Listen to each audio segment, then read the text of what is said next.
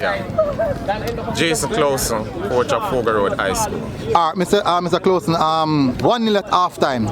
That was the first thing I'm getting at. What were your thoughts at that point of the game?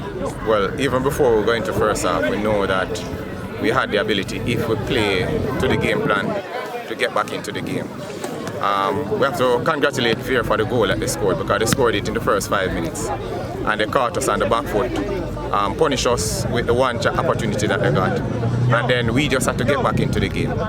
We know that once we get back into the game, it would be a really tough game.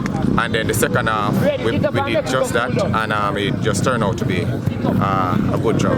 What was the instruction to the players at halftime, knowing that you guys are 1-0 down and you didn't want the heads to drop and you want the players to fight on? What was the instruction? These boys put in the work extremely well in pre-season. So it wasn't much of a tactics, but it was more of confidence.